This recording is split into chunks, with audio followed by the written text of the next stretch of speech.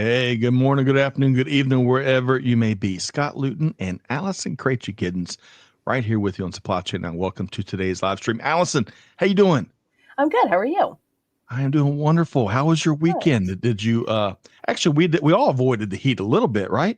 We did, but you didn't avoid a birthday. No. Oh, Ah, called you Allison. out. Called you out. Yes, number 25 or maybe Congratulations again. 26 we Yeah, celebrated over the weekend. good. And you know what we do to Allison? What? Uh, I'm maybe the world's most boring individual. Had breakfast with my son, did a little bit of work, and then a trip to Costco. And that was my birthday, Allison. How Yeah, about that? that's fun, but sometimes that's what you need. That's You right. know, That is that's right. fun. So, as Amanda says, behind the scenes, the most boring birthday ever. But hey, folks, this show is not boring at all. We've got a No, big no, show. It's The Buzz, where every Monday, 12 noon Eastern Time, we discuss a variety of news and developments across global supply chain and business news that matters, is what we like to call it. We've got a terrific show here today. Beyond Allison joining us, we got a big rock and roll guest star. We're going to be talking manufacturing leadership, a manufacturing leadership pulse check for that, at that matter. We're going to be taking a look at the grocery industry and some of the powerful warehouse automation and innovation that's powering that sector and many others. We're going to talk chocolate and my beloved Snickers bar, as there are some really interesting things going on in that industry, aiming to tackle a few of its challenges. All of that and much, much more. And Allison, in about 10 minutes or so, as I mentioned, we're going to be welcoming in a special guest today on The Buzz, Kait Peterson, VP of Marketing with Locus Robotics. I can't wait to hear Kate's take on all things warehouse automation. Allison, should be a great addition of The Buzz, huh? definitely. Yep, a good Monday. A good Monday. That's about all we can ask for, right? A good That's Monday. all you need. Yes. Susan tuned in from Orlando via LinkedIn. Hey, let us know your take on some of these topics we're talking about here today. And as Trisha likes to ask, just like Susan delivered on time in full, hey, welcome to The Buzz. Let us know where you're tuned in from. We love connecting the dots. Okay, Allison, let's see here. We got a few things to get into before we bring on our guests. I want to start with That Said, which we released over the weekend. It's our almost weekly newsletter. Now, in this edition, we led with Lloyd Knight's take on leadership. That's Lloyd right there in a version of the Oval Office, along with some of his classmates. So if you don't know, folks, Lloyd is a United States Air Force veteran and has been a problem solver, logistics guru, and business leader at UPS for years. He also hosts our incredible podcast called Tango, which is focused on veterans that are out there truly changing the world. Now, recently, this is where it all ties together, Allison. Stay with me here. Recently, Lloyd was given the honor of being selected as a presidential scholar in the Bush Institute's Veterans Leadership Program. And in this edition of the With That Said, he shared a few reflections of that experience. And in particular, this is my favorite part. He was talking about presence, right? The critical factor of presence as it relates to leadership. And he said, quote, presence is not about commanding a room with volume or charisma. It's about connection. I learned during this module that presence shows up in small ways, looking someone in the eye, telling a story that resonates, or simply listening with genuine intent, end quote. To tell you, it's good stuff, Lloyd. Allison, really quick, let me check in on that. How does that, I'm going to share a couple of things here in a second, but how does that perspective on presence resonate with you? The first thing when I read that, the first thing I thought of was somebody I really look up to in my industry, Shan Cooper. She was the general manager at Lockheed Martin Marietta for many years. And she ran the Marietta plant, the Meridian, Mississippi plant, and the Baltimore, Maryland plant. And Wow. when she came on board, she was in charge of essentially the manufacturing shop floor. And her background was in HR. And when she came on, of course, a lot of people thought, okay, well, she's got HR background. What the heck does she know in manufacturing, right? But the very first thing she did was talk to those that knew the manufacturing side and learned. And between that willingness to know and understand what it was that she was trying to lead, that combined with her presence, she's the kind of person, when she's in a room talking, you feel like she's only talking to you. So, And man, that's even to this day, when I have the opportunity to hear her speak, I'm like, sign me up. And they're like, but Allison, it's 7 states away. And you're like, oh, it's okay. Sign me up. she is legendary. And I'm She's so glad awesome. you mentioned Shan Cooper. thanks to you, I think I had a great opportunity to collaborate with Shan years ago. And you are right. She is just a dynamo, and she is brilliant. And I bet she's a quick study. I bet she figured out manufacturing very, very Oh quickly. yeah, no doubt. All right. Good stuff there. Let me give a shout out. Away, it's great to have you back from Pakistan via LinkedIn. Looking forward to your take here today. And hey, Mom, Lee Luton tuned in South Carolina. Great to see you as always. Okay, so back to with that said, really quick. I want just a few other quick highlights in this edition, folks, which you'll find a link right there in the chat. We've got info on AME's, the Association for Manufacturing Excellence, their international conference in St. Louis. We got SC Tech 2025, powered by our friend Jorge Morales and the ISCEA. And then check this out. We have got an outstanding live show coming up on September 3rd with, I'll tell you, a bunch of rock and roll supply chain leaders. Stephanie Beal with Hasbro, Whitney Schlesinger with McCormick, Sylvia Wilkes with Lamb Weston, Liza Semenova with Mars Pet Nutrition, and Tim Rafinsky, the Chief Supply Chain Officer with Kimberly Clark, all led by the one and only Corinne Bursa. You're not going to want to miss this live event on September 3rd. You'll find information on that right there. And with that said, Trisha is sharing that in the chat, and we'd love for you to check it out. All right, so I mentioned a lot of stuff, more stuff there, lots of events, lots of connection and networking opportunities, Allison. I know, as active as you are in industry, connecting and continuing dialogue is important. That's how we get to action. Your quick thoughts, Allison, on what else you found, and with that said.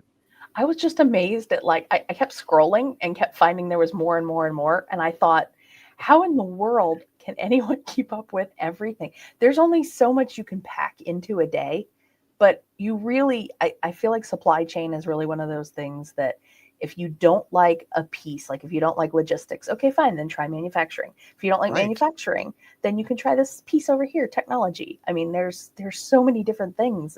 And yeah, I appreciate the with that said, because to me, it's like an RSS feed, and it's like a good summary of things that either I might have missed over the last week or things to look forward to over the next. So. Well, we all appreciate that kind of feedback. And you're right. It's so easy to miss stuff, even the really important stuff in this tidal wave of nonstop events and content and learning opportunities. So we try to put a few choice ones in front of our audience every week. So folks, check out With That Said. You'll find a link right there. And we invite your feedback, constructive or otherwise. Actually, keep it all constructive. Yeah, right. So, all right, one more thing. Actually, we got two more things before we bring on a great guest. I want to share, speaking of choice resources, right? We love sharing quality resources with our global SCN fam. And here's a great one from our friends at EasyPost. You can download this latest guide from EasyPost and learn why Peak 2025 is not business as usual and how smart brands and savvy leaders are responding. We're going to drop a link right there. Actually, we already have. They beat me to it. Check out that link right there to download that free resource and let us know what you think. And Allison, one more nugget. We're going to get to a manufacturing leadership pulse check in just a second. But big news, we're delighted to announce that EasyPost is going to be sponsoring the Buzz throughout the month of September.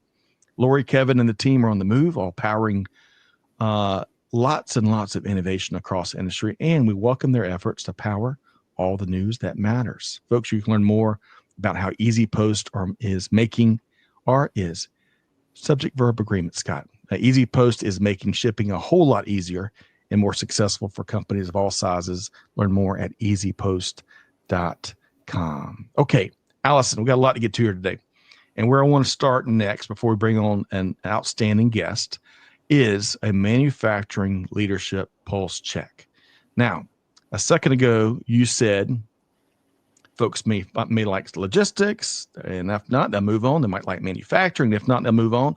If you don't like manufacturing, folks, you're in the wrong place.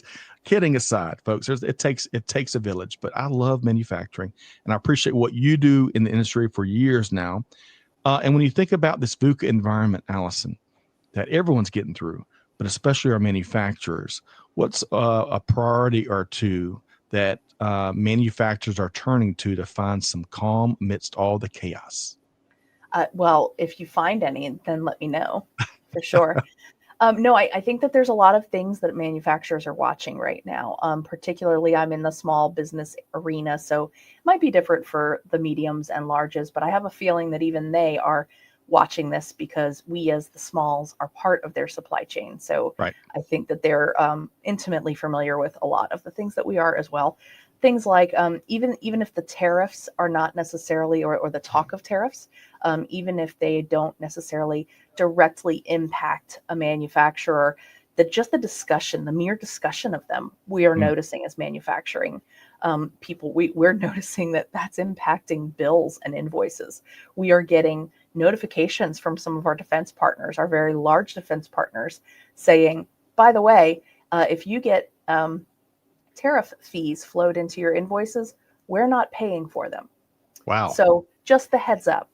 So these are all things, pieces of a wider dollar puzzle that for months now, I think many of us have noticed that some of our customers are starting to have some cash flow problems.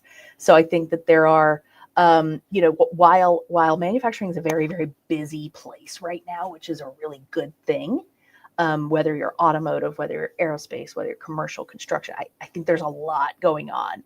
I think there's worse places to be in right now.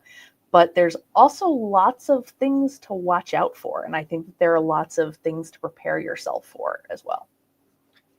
Well said. And back on the tariff discussions, and we see analyst call after analyst call where companies are more and more in their leadership, whether it's in manufacturing or elsewhere, are trying to figure out how much they're going to absorb of additional costs and how much they're going to pass along to consumers.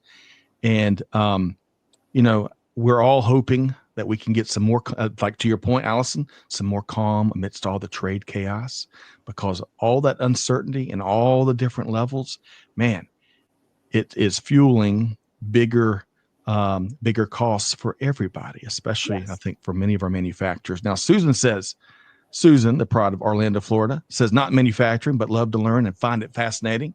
Food and beverage is my focus in the hospitality industry. Well, Susan, love that. And I love the diversity of voices we have across the supply chain ecosystem, I call it. And folks, I was only kidding. If manufacturing is not your thing, I'm a big manufacturing nerd.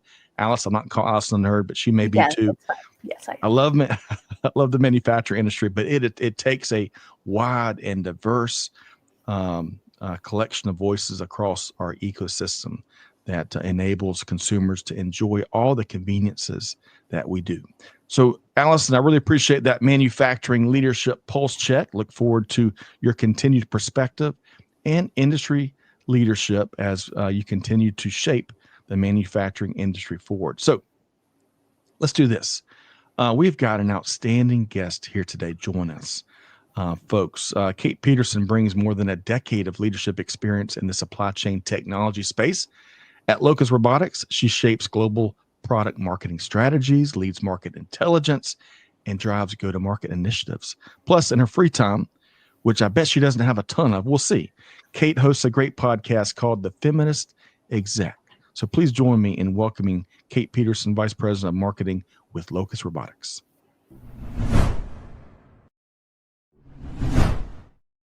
Hey, Kait, how you doing? Good. How are you? Thanks for having me. You bet. Great to have you here. Allison, I'm very jealous, even though our temps have gotten a little bit cooler here. I'm jealous of the temps up in Minnesota right now. Kait, what's the weather like? It's like 62 and sunny. It's so gorgeous outside. It's amazing. My husband and I were just talking about taking a walk earlier, and it's perfect. Oh, I love it. All right, Allison, the buzz next time up in Minneapolis. We'll take Yeah. the supply We'll chain have you. mobile up there. There we go. So one more quick follow-up. So here in Georgia, as I mentioned, the temps are getting cooler. Football's just around the corner. In fact, we played games that counted this past weekend. Congrats to all of our Iowa State fans out there. Big win there. And I think it was Ireland they played. Yeah, But definitely. Kait, I'd love to find out from you. What is one thing that you're looking forward to fall bringing to your part of the world? Well, I'm in Minnesota, so it's hockey.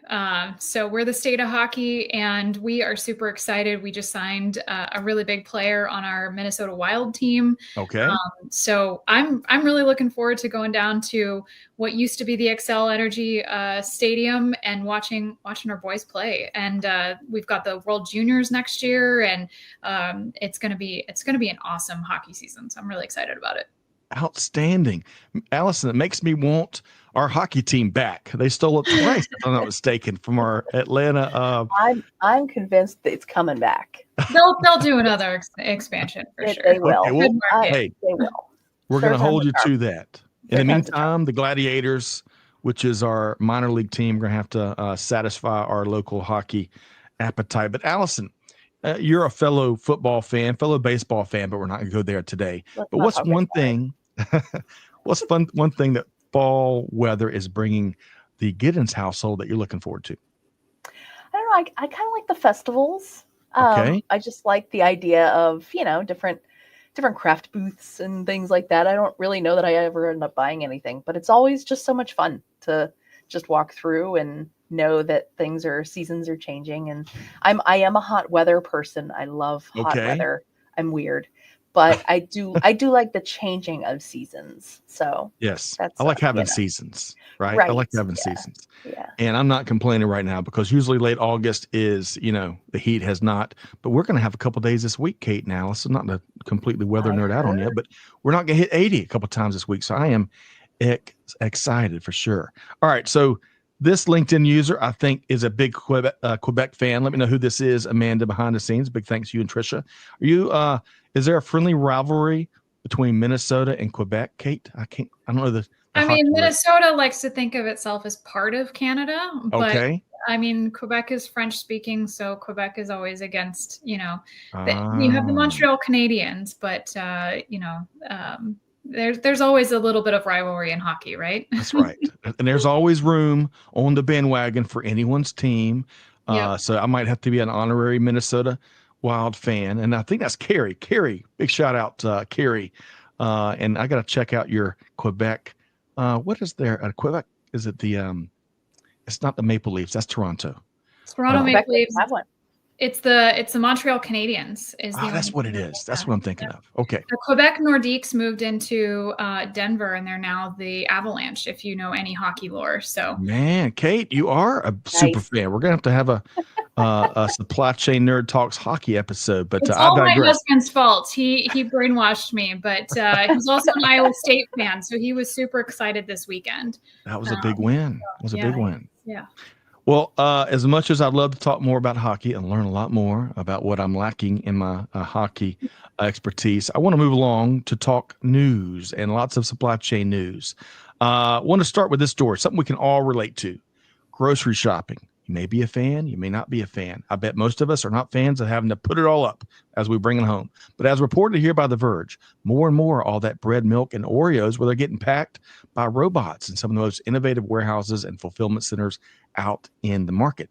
Now, this story focuses on online grocery company, Ocado, who runs a customer fulfillment center in the city, get this, of Luton.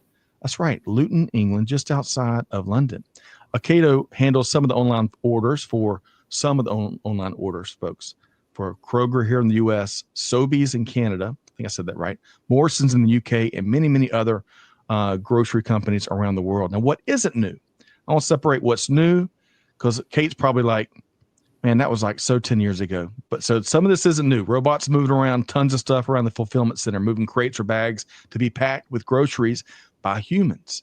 But what is newer, and this is the main thrust of this article here, a lot more of those crates and bags are being packed by robotic arms with small suction cups at the end. Now, this facility, Ocado, has 500 bots moving crates and bags around.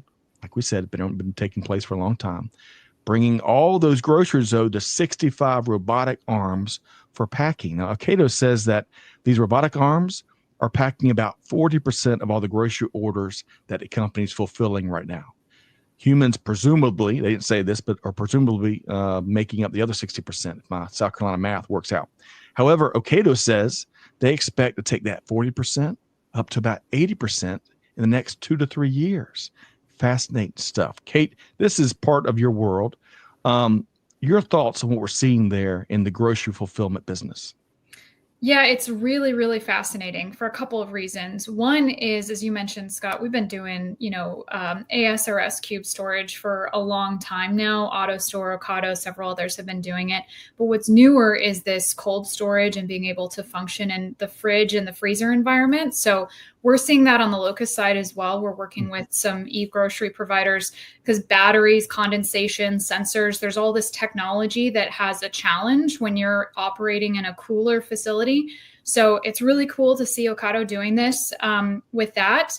And from a robotic arm perspective, it's been a huge holy grail of the industry to be able to pick items with an automated arm. And if you think about the human hand, there's so many complexities within the human hand to be able to pick up an egg versus an apple versus a banana or a loaf of bread is very different. And arms having to learn to distinguish between the differences is one of the biggest challenges we have in the industry. So really cool to see Ocado being able to pick up the 40%. And Locus, we're on the journey of the automated picking as well, which we can talk about a little bit more later. But it's really cool to start seeing that technology evolve to work in the multi-environments and pick up the different items that go into anybody's grocery order. So, man, it's fascinating. We're going to have to take a market visit, Allison, to see a closer look at Kait's world and all innovation that they're driving. Let me ask you this, Allison. Did you envision, as you're reading that article from our friends at Verge, can't you just see all that stuff? It's nothing less than amazing, huh? Yeah, when I was reading it, I was picturing that whole, how do you pick up an egg versus an apple? Like that, there is a big difference. And how do you know when the egg is broken versus how do you know when I think the article said, how do you know when an orange is bruised versus, right. I mean, those are just things that I don't think we're that far off from figuring it out. No doubt. And so humans still have a leg up in many ways. We got to wait a few more weeks before AI completely takes over the world, I guess. But, two quick things. That bag of, Kate, you mentioned oranges. Yeah. And they spoke specifically about just how unique, to your point, Allison, certain products are, right? We take for granted just the opposable thumb, right? Which is so unique.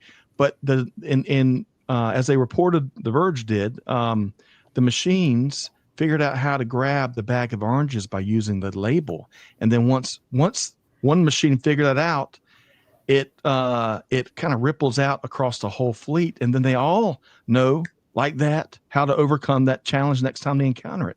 That is amazing. Kate, your final comment here.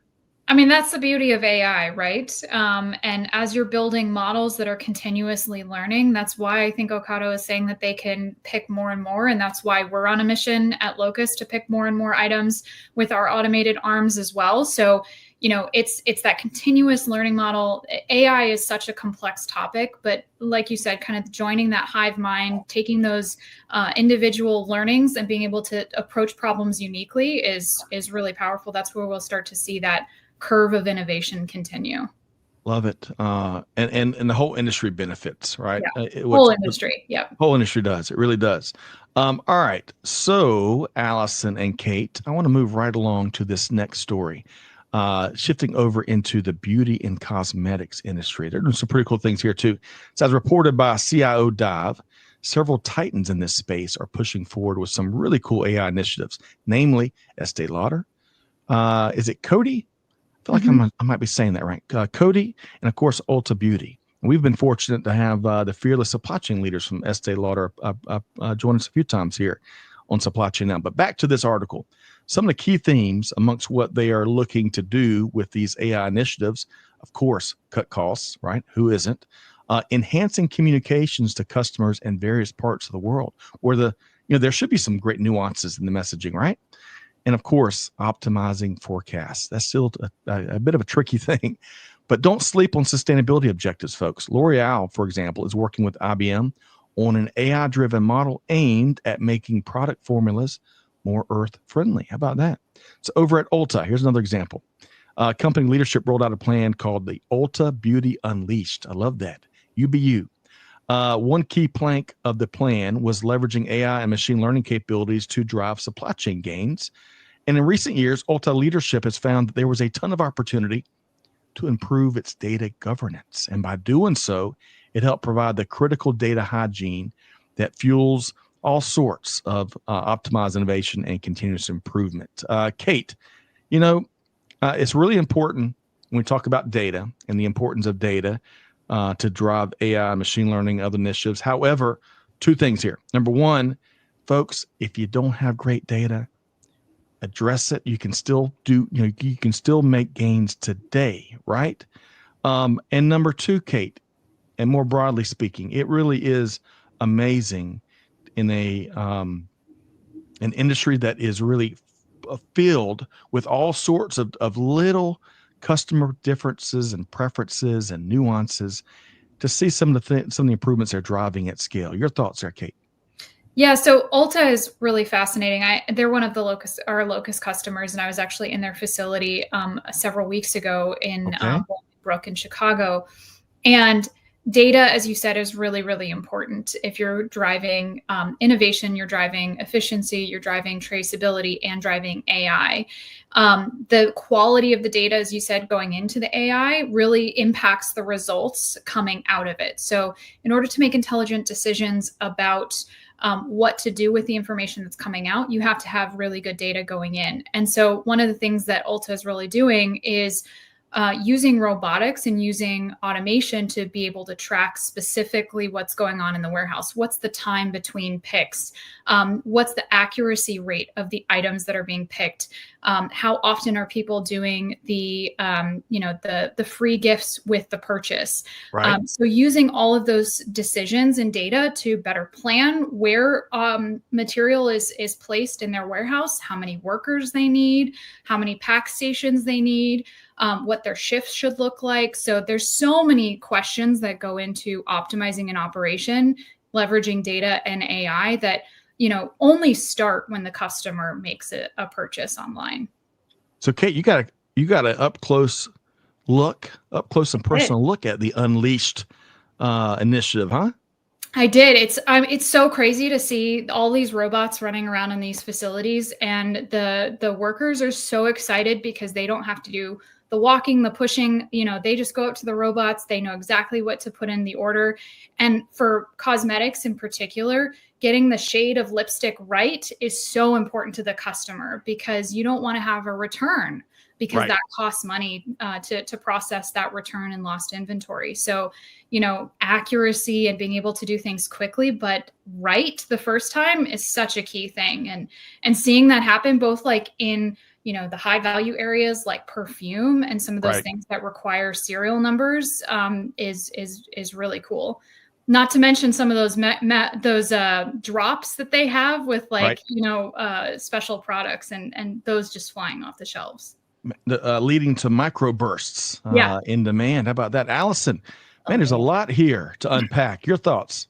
Oh, I keep thinking about, have you heard of Scentbox and Pura and things that there's certain senses, right, that you have that you would not think AI, or you wouldn't think that would be really conducive to finding online. Right. You can't really pick, or you wouldn't think you'd be able to pick your favorite scent online, because how can you smell it, right? And it's like almost the same thing with lipstick, and almost the same thing with colors, because colors on a computer screen are much different than they are in person. Yes. And so there's all these different things that you wouldn't necessarily think that you could do through technology, that I think that we're finding new ways to harness. And I'm fascinated watching every new iteration, because I was kind of one of the first people to clamor on to one of the scent boxes and one of the Puras. And I'm watching kind of as these newer, this new improved version comes out, and I'm watching as it's like, oh, okay, they've gotten better with this, and they've gotten better with that. I call it, market research, right? My husband doesn't really fall for that. But it's that to me is just fascinating to watch all those things. It is. Mass customization's been at play for years, right? But both of you are speaking to the complexity that I poorly worded, but I've learned firsthand in trying to buy cosmetics for Amanda, right? For different gifts. And both of y'all, it can be so difficult to really get the right shade or the right type of product or the right type of material, right? And to see what they're doing at scale, and again, fulfilling and doing it successfully, really successful at mass customization. It really is amazing. Now, one other thing you mentioned, Kate, which is one of my favorite topics, because you brought up returns. Yeah. And I love to see, we've got such, Allison and Kate, as y'all both know, we've got such a big returns issue, and it's kind of as Tony Sciarrotta with the returns, with the Reverse Logistics Association calls it, it's the dark side of supply chain, right? Mm-hmm. It's largely invisible. We're just now starting to see some really big innovative technology enter the space, and it's really powering some big gains. But we've got a lot more work to do to keep products from getting returned from really unforced errors, right? To use a tennis analogy with U.S. Open going on, to keep product from going to landfills. We've got a massive opportunity. Your quick comment there, Kate, and then I'm gonna get yours as well, Allison. Yeah, it's a really, really complex problem. And I know that the e-commerce culture has created this, I'm going to buy a small, a medium, and a large just to see what fits right. So you have those unavoidable situations where someone physically just doesn't know what fits right, especially as it varies per brand. But the biggest preventer of returns is actually on the outbound. So double checking, my husband ordered a pair of shoes a few weeks ago. He got them 2 different sizes, right? So immediate return, he ended up buying from a different retailer. So not only did they have to process the return and ended up with 2 different shoes, but he went and switched to a different retailer. So returns are really complicated and cost company a lot of money. So making sure that you have the order right the first time and have it shipped quickly and to the right place is so critical on the outbound side, that in and of itself is a huge preventer of returns. Kate, man, you've been there and done that. And folks, we need more information exchange just like that. And you can go to rla.org. I'll be with the group in Dallas in a couple of weeks, and you can find those great exchanges of old and new things that companies are doing to win a lot more. And gosh, take down all the landfill bound product that really is a bad outcome when we don't get it right, inbound or outbound. Allison, your quick comments about returns, and we're gonna keep moving forward. I don't remember what it was recently, but I purchased something, was going to return it. It wasn't expensive. I emailed them to return it, and they said, "Will you just keep it and we'll give you 80% off of it," or whatever it was. And I remember thinking, that is weird. Like, I don't know. I don't want it. I don't need it. And so it was kind of like, well, now I just have more junk in my house, but now the onus is on me to throw it away. Right. So, that's a tough one. And I'm not one to return things. Me, same. So, yeah. Same. I'll figure I'll regift it. I don't know. I don't know. Well, the cool thing is the rise of the re economy, right? Yeah. And I love that. And that's one really important way out of many that we're going to make more progress in the return space. So good stuff there, Kate and Allison. Hey, Maria, tuned in from Madrid. Great to see you as always. Your thoughts about returns or some of the cool things, AI driven things that we're seeing in the cosmetics industry. Okay. Kate and Allison, we're gonna have a little fun topic next. Folks, stick around. We're about to get Kait Peterson's fearless crystal ball prognostications. I say that right? That's a good word. Of where we're going from a warehouse automation standpoint. But before we do, I want to talk chocolate. That's right, chocolate. We've got before you know it, we're going to be making our Halloween-fueled candy purchases. I'll tell you, we've got a whole sourcing team to tackle that in the Luton household as we get ready for the holidays. So now, just the other day, folks, I was talking about walking through the store and finding a delicious Snickers bar that was priced at almost $4. Kate and Allison, my socks were blown off. About fell over. But it's become really an annual tradition about this time to talk about candy price increases or supply concerns. Over the last few years, though, we've discussed the chocolate industry and some of the long-running challenges that it's been faced with. And this is just a few: climate and drought, disease, aging crops, input price increases, you name it. Now, as reported here by Supply Chain Dive, the maker of Snickers is driving some innovative work to help address some of those headwinds. Mars is working with technology from a company known as Pairwise to take a gene editing approach. That sounds highfalutin. Should have paid more attention in biology class. They're taking a gene editing approach in order to help develop new cocoa crops and bring them to market much faster than traditional methods. And that's not where the goodness stops. The new gene edited crops are said to be more resilient to some of the overarching challenges that the industry has seen, including that drought and disease that I mentioned. So, Kate, I got to ask you this. First off, folks, if y'all see that graphic ahead of us, if you see that pricing, don't get too excited. That's I from was about to ask. That's from 2014. So that's 11 years ago. You get a Snickers bar for 99 cents. But Kait, to the story. First off, two-part question. Are you a Snickers fan, number one? And number two, your thoughts on this innovative gene editing approach? One, I am, but only after Almond Joy. Those are my favorites. Or a Heath bar, but I will do the Snickers when we're on trade show floors and things like that. I think it's a really interesting approach. We've had a lot of debate on GMO crops lately, but if you know what's going on in the supply chain, stuff goes bad very quickly, and especially with the long transit times and different places where things can be grown. I think it's a great alternative to having crop that is maybe artificially, substituted. You're starting to see, instead of dairy ice cream, you're seeing like dairy product instead, because it doesn't meet the legal requirements of a portion amount of cream. So I think looking at ways to naturally grow real chocolate instead of trying to, create an artificial chemical is probably a good way to go. So it's going to be interesting to see what they do. It really will. It really will. And these challenges, they've been persnickety. They've stuck around for quite some time. And it's certainly one of the reasons why we're seeing an almost $4 Snickers bar. But Allison, your thoughts? I think the article had also said that it's why a lot of these candy makers have started to embrace some other popular flavors and additions, things like peanut butter, things like, I think they said nougat. It was just kind of a weird word that they used, or whatever. I'm like, is that a flavor? I don't really know. But whatever it was, that, I think that there are certain things that people will always be fans of that if they use more of. It's interesting too, because if you see some of the Reese's different variations, I keep seeing advertisements where they have like Reese's now with twice as much peanut butter. Now I'm starting to wonder, and now I'm like, oh, so it's not because people really like peanut butter. It's because you're running out of chocolate. Right. So true.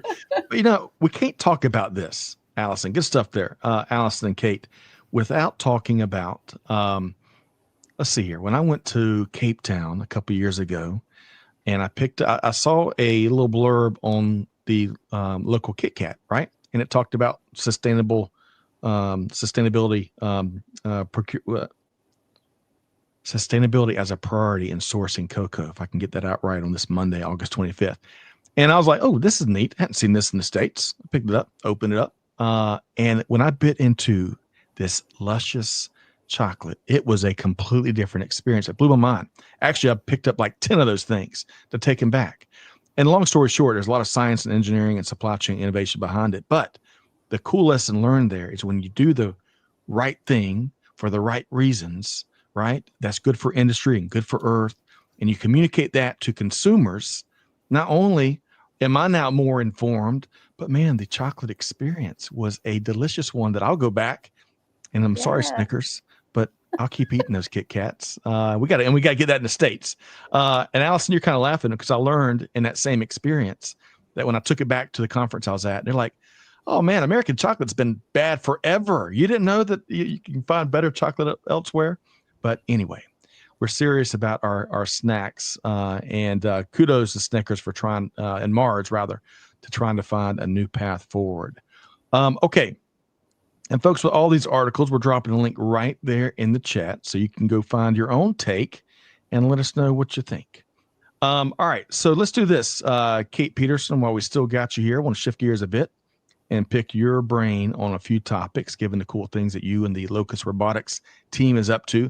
And we talked earlier in that grocery story about the current state of warehouse automation, right? What's been around and what is newer in that world. But in your view, what can we expect on the short-term horizon, say, 1 to 2 years out? That's a really great question. I think there's two key things that we're really focused on at Locus and that we see as the future of warehouse automation. The first one is what we're calling robots to goods, or R to G. So in the example that we talked about earlier with the Ocado, you have the robots and the arms. That's basically robots to goods. You don't have a human in that. So we released a product at ProMat this last year. We're going to be unveiling it a little bit later this year. Most people have only seen a photo of it, but it's a robot to goods solution where the items are autonomously picked without labor. And the key to that is that we're removing the reliance on labor, because people don't want to be working in warehouses. They're cold, they're hot. You don't want to be lifting, picking, doing all of that stuff. So finding a way to have the robots go to the goods rather than the goods coming to the person is a huge trend that we're starting to see. Labor availability is just plummeted for a lot of our customers. So that's one problem that we're looking to solve. And as we talked about earlier, it's a very complex problem matching a robotic arm on a moving piece of robotics as well. And I think the second key thing that enables all of that is AI. So using AI in a bunch of different applications, not just the traditional ChatGPT, hey, how do I design my warehouse type of a response, but how does AI vision identify the different items? And as Allison, you said, figuring out picking it up from a tag rather than the mesh. How do you direct the labor that is in the warehouse? Because we all have warehouses that cannot have just robots, because you're picking kayaks or sweaters that can't be fit into certain things. And so using AI to more intelligently direct labor, using AI for vision and navigation, the ideal pick paths, using AI to say, you should slot your facility in this particular way so that your order volume based off of your forecast and based on your upcoming sales, is going to minimize the time to fulfillment. So I think those two things in combination, the robots to goods and the AI piece, is really going to be where we're seeing a lot of warehouse automation heading. Good stuff there, Kate. Allison, your response to those two things that Kate pointed out to us. I think I agree, because it really is all about that next iteration. And I think that if you think 10 years ago, none of these things could have been envisioned the way that they have ended up. I don't know that we thought things would be as detailed and well thought out as they are now. I mean, I don't know about you, but in my head, I thought, robots would be a thing, but I don't know that I thought that they would be as I don't know, as prevalent, I don't know, as detailed as to the point of evolving, picking up the whole tag thing and passing it on to their friends. I mean, this is why when you're using ChatGPT, you say please and thank you. Just in case. True, Allison. Just in case. Just in case. I think with robotics, we always had an idea of trying to put an arm on a robot because it was super cool from a tech perspective. But I think the real world use cases, I think, are informing us on how that's actually happening. So yes, it is a holy grail. And I feel like we're finally getting there. Some of the co-founders of Locus would say, hey, I sketched this on a napkin 10 years ago, and this is what I've been wanting to do. And now it's real. It's in facilities now, which is pretty cool. That's going to feel so good. Yeah. It does. I bet it's really cool being on the bleeding edge there, Kate, with the Locust team. But you know what is equally parts exciting and kind of scary at the same time is just like kind of going back to your point, Allison, years ago, it wasn't even in anyone's consciousness what we'd be doing here in 2025. Well, same thing applies. Can you imagine when 2035 rolls around, the things that we don't even think about right now that technology is going to be able to do to make industry better for all folks? To Kate's point, hey, it's tough. Building workforces in a variety of environments, especially warehouses and fulfillment centers, it has been so challenging that the automation and the technology gains it's been required, right, to keep up with consumer demand. So well, we technology is going to be great, but you're going to be paying $25 for a Snickers bar. That's right. Maybe so. We'll see. I hope not. No kidding, man. In that case, Allison, I'll have to change my tune a little bit, but don't mess with my Snickers bars, folks. All right. So Kate and Allison, I want to talk about one more thing here before we let Kait Peterson go. A couple more things, really. Flexibility. And going back to Allison's opening comments about the manufacturing industry and what we're seeing here. And it's really as critical as flexibility and resilience is there. it's really everywhere in this environment we're in right now, right? We're all looking to successfully overcome expected and unexpected disruptions. That's what supply chain management is. So, Kait, in your from your view, what are 2 or 3 key tips that supply chain leaders need to keep in mind when it comes to flexibility?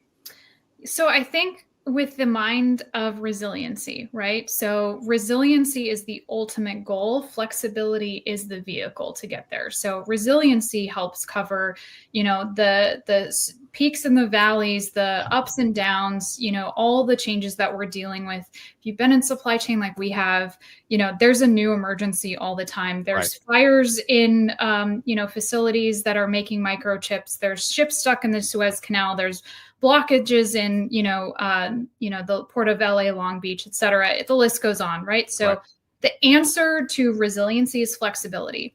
And there's a few key things to think about that. Flexibility, especially as you're looking at, warehouse automation, is being able to flex your automation up and down. You don't want to build a church for Easter Sunday and then have it sit empty 90% of the year, right? So you want to have flexibility that you use as it's needed. You also don't want to pay for it. You said $25 Snicker bar. You don't want to pay for automation that's just sitting there. You want to make sure that you're paying for what you use. I think there's taglines all the time about, pay for what you need. That's really the key. And then I think the other key piece of that is, different use cases, especially as you're looking at technology. Having one particular use case is great, but it creates bottlenecks in other areas of your operation. So you have to think about, if you automate one section, it's going to change. It's going to have a downstream and probably an upstream effect as well. And so you have to think about extending your use cases across. So not just picking, but put away and packing and returns, like we talked about. So there's a bunch of different areas of flexibility, but I think flexibility is the answer to be able to ultimately be resilient, which is what every supply chain leader wants to be, right? That's right. Man, good stuff there. 3 quick things, Allison, that I just heard in her last response. First off, don't want to build a church just for Easter Sunday. That's I'm going to steal that from you, Kait. Put on a bumper sticker. Yeah. She talked about the importance of that dynamic scalability and a variety of solutions. You can find that more than ever before. And then put away is not just for the weekly trip to the grocery store, right? That's of course, that's a big active part of operations everywhere. And we got to change that, make that easier for the workforce and make it more successful for the organization. Allison, what'd you hear there about flexibility from one Kait Peterson? It's also about, I think, the business owner, we have to be willing to meet halfway on this stuff, because I'm sitting here listening to this and I'm thinking, all of this is great. And I'm reminded a few weeks ago, I went online to find, I was going to enroll in it was sort of a ChatGPT thing. It was a similar thing. And it was a monthly fee. And I looked at the dollars and I was like, there's no way that I can afford that. And so I X'd out, and I thought, I keep thinking about it. And I'm like, okay, well, but how much time is it going to save me? Or how much, and I think that's the kind of thing that, especially small businesses, because we are constantly thinking about, okay, if I spend these dollars, how is this helping me with money now? How is this going to help with revenue generating now? And so I think that that's going to be a really big piece of the small business coming to the table for the AI and embracing some of this along the way. Allison, good stuff. And, to piggyback on your comments, I think with all the innovation we've kind of focused the last hour or so on, kind of in the warehouse space, on the floor, in the manufacturing floors, you name it, as much as we're reinventing work there, we've got to reinvent work everywhere else in the front office. And we got to challenge some of the assumptions. It takes me right back, Allison and Kait, to my days in manufacturing and metal stamping, when I wanted to let certain members of my very small team work remotely to tackle some family challenges, but the organization wasn't ready for that, right? And it was a little bit of a battle. We've got to go ahead and have those discussions, and that will help when we can be more flexible for our team members, right? We can gain more resilience as organizations, but we got to be prepared. So you got to have those conversations now. Good stuff, Kait and Allison, and no $25 Snicker bar, folks. None of that stuff. You're going to give me this. That's what nightmares are made of. Yeah. Okay. Kait, let's see. You got some big stuff going on beyond Locus, or as part of the Locus ecosystem, I call it. Let's talk about this webinar on September 24th. What are y'all going to be talking about? Yeah, so we're actually going to be talking about the practical uses of AI. So there's a lot out there about AI. There's a lot of misconceptions. So we'll go through, what AI isn't in the warehouse, but what it is, and what you should be looking for as supply chain leaders in the industry of what should be actionable from ROI perspective, what you should hold different vendors accountable for, what you need from a data perspective, as we talked about earlier. Data is really, really important. And then what are the results that you need to be able to look for? What are things that AI can handle, and what are things that, maybe you can use AI to help inform you to make those best decisions for your facility? So we're going to be really diving into the practical steps of AI, practical uses. So it's going to be really fascinating and informed by our entire AI and data science team, and a lot of the innovations that we've been working on for a long time and we're finally able to bring to the forefront for everyone. Love it. Sounds like a practical session. Yeah. Sounds like folks can get something out of that, Allison, whether they are working with Locus or not. And those are the best sessions, I think. Allison, your quick comments? Yeah, you got it. It is. It's all about jumping in. And I think that it's hard to be able to tell what to do when there's nothing to look back on as an example. And there's nothing to say, okay, well, this is what things are going to look like, or this is what I want it to look like. So it's kind of a leap of faith. If this, do that. Yeah. I need a guidebook for this supply chain journey I'm on this shelf. Step by step would be great. There's none of those. None of those. All right, Kait, if you're good sticking around with us for a couple more minutes, are you good with that, Kait? Yeah, absolutely. All right. So I want to hit on a couple more things. I want to talk about your podcast, and then Allison, I want to get your key takeaway from this hour spent with Kait Peterson. And then we're going to talk about the Dave Krejci Foundation in just a second. Dave Krejci, what a great cause, doing big things. So, Kait, let's do this. We've got a great podcast. And in fact, we talked about this when you and I were at ProMat together. And it sounds like you've got another big ProMat news coming up here in a few months. But let's talk about the Feminist Exec. This is your podcast. I think we're sharing the most recent episode where you had David Hauser on. Tell us, what can folks expect from this podcast? So thank you so much for featuring this as well. The Feminist Exec is a podcast about sharing women and also male ally stories of their leadership and what they've learned. I've interviewed a ton of supply chain execs. David Hauser, many of you guys know, was at Kerber, Infios, Oracle, several Reverse Logics, Navis. So he's a supply chain exec.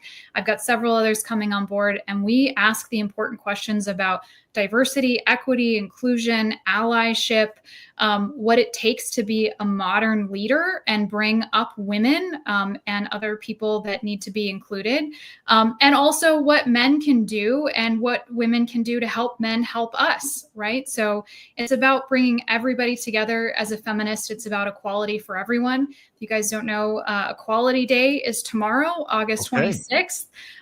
So give the podcast a listen in honor of that, but it's really about making sure that we all have an equal seat at the table and an equal opportunity to be leaders in the industry.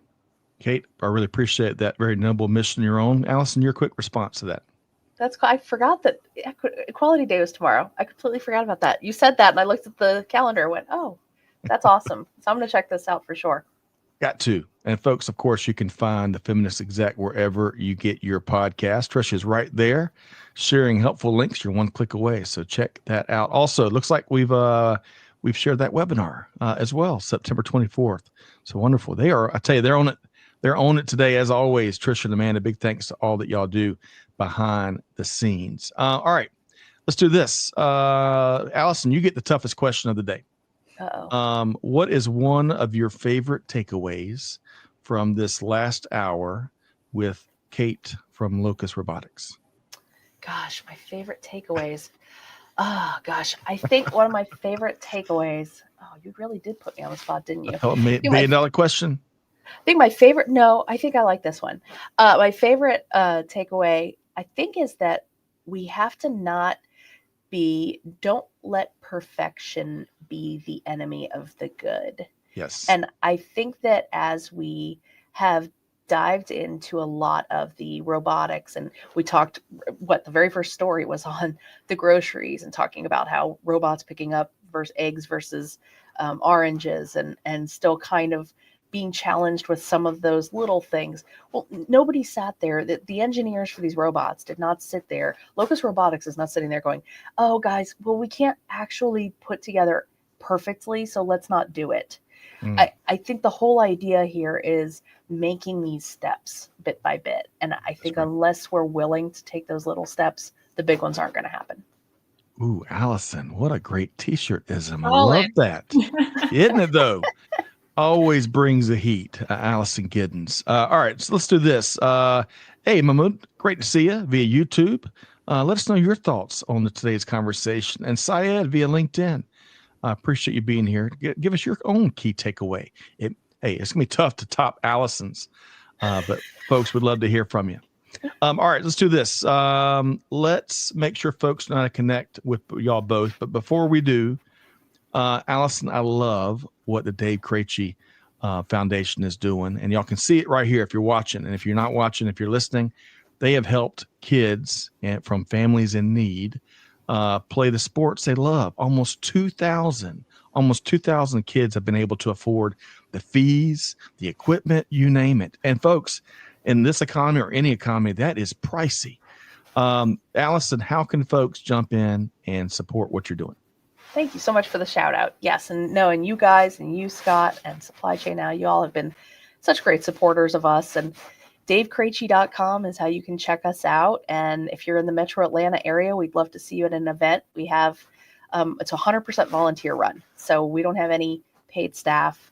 All of your money goes directly to the cause. So it's just a really good time. And we help kids all over the place from, if you're familiar with the area, Rome, Georgia. So that's like Northwest Georgia. Right. All the way down. I think we've helped as far southeast as I want to say like Rockdale County. I mean, really? Yeah. So it's the circle is expanding. So well, and is rubber meet the road? I mean, it's such a practical thing. So, folks, we got the link right there for this powerful nonprofit, volunteer-driven, DaveKrejci.com, named, and everything is done in memory of your incredible dad that we lost way too soon. So good stuff there, Allison Giddens. Okay, let's do this, folks. Kait and Allison. They're movers and shakers. They'll be here, there, and everywhere. Lots of events, but we will make sure you can easily connect with them both. And let's start with you, Kait Peterson with Locus Robotics. Just how easy is it for folks to connect with you? Yeah, so locusrobotics.com is our main website. You can also find us on LinkedIn, on YouTube. You can see our robots moving around. You can also find me on LinkedIn under Kait Peterson, IMBA. And I know they'll put the link directly to my profile as well. So reach out, connect. I love meeting other people in the industry. And I'm sure I'll see many of you guys at upcoming events like Intralogistics and Modex next year and Logimat for those in Europe. So if you're at one of those events, come and say hi. I'd love to see you. Definitely, folks. We'll as Kait predicted the future a couple times here today, but we dropped a link to her LinkedIn profile right there, so check it out. And Kait, when you come to Atlanta, you and the whole team from Modex, we're going to be there, and let's go grab a great meal and keep talking innovation across supply chain. Allison Giddens, let's make sure folks know how to connect with you and all the cool things you're doing in the manufacturing space. Yes, best way to connect with me is on LinkedIn. I believe that they're going to throw mine in chat as well. Allison Giddens on LinkedIn. I think I'm the only Allison Giddens, or at least probably one of the few. But yeah, definitely connect with me. And if you do connect with me, definitely throw a note in there and let me know that you watch the Supply Chain Now podcast, because sometimes I'll get requests that are connection requests, and I won't always accept them if I don't know you. So throw in a note. Tell me how I know you.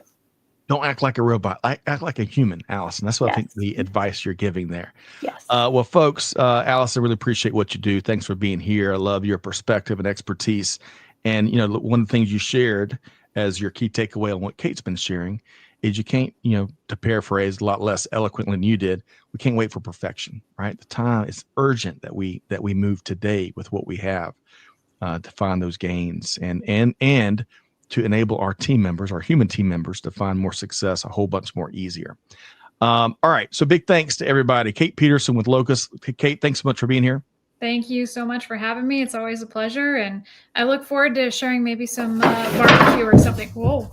Hey, that is spooky. Show's over, right? That's right. Well, Kait, regardless, thanks for being here. We look forward to seeing you in Atlanta soon. Allison Giddens, always a pleasure. Thanks for being here. Folks, here's your challenge. Here's your homework. You got to take one thing we heard here from Kait and Allison, put it into practice, share it with the team. Deeds, not words. That's how we're going to keep transforming global supply chain. With all that said, on behalf of the whole team here, Scott Luton challenging you to do good, give forward, be the change that's needed. And we'll see you next time right back here on Supply Chain Now. Thanks, everybody.